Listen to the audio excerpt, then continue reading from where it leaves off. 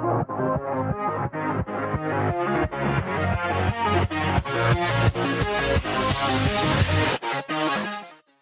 are a lot of nutrition-related weight loss myths out there, but maybe the most famous and annoying to me is going to be the whole fat-burning negative calorie foods. So do they exist? Well, the idea behind it is if you eat foods that are low enough in calories, you might actually burn more calories just processing that food than you get from the food itself. Now, this sounds really scientific on the surface, right? Totally sounds plausible. That's how they trick you into doing it. But this unfortunately isn't the case. But that doesn't mean that there's not a little bit of truth to this.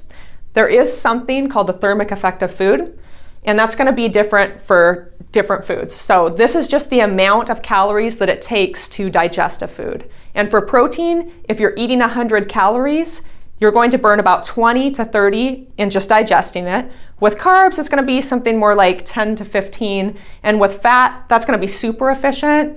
And you don't get a lot of bang for your buck there. You're only going to burn somewhere between like 3 and 5 calories processing that 100 that you get.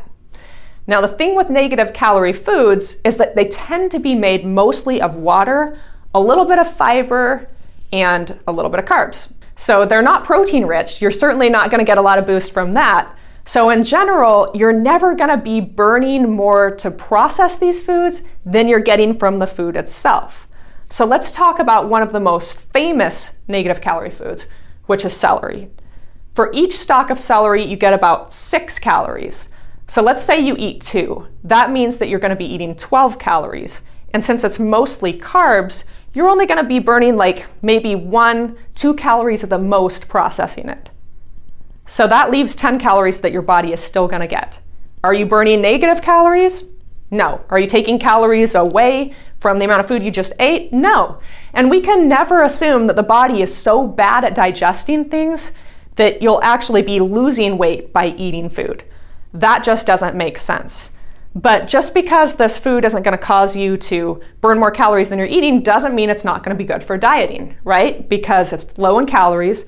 Obviously, that's helpful in keeping you in a calorie deficit. It's high in fiber. It has a lot of volume with the water, so you might end up staying more full eating that food. And plus, it's got a lot of vitamins and minerals. So it's going to be good for you in general. I think we can all agree that eating a lot of these foods could be a good thing. But that doesn't mean that we obsess about it. So to recap this, let's think about this in terms of money. We can never think that picking up pennies is going to cause us to get poorer. No, we're going to be getting richer, not really very rich. It might make sense to do something else with your time, right? So then again, we can't think that eating a lot of these foods is actually going to bring about weight loss simply by burning more calories.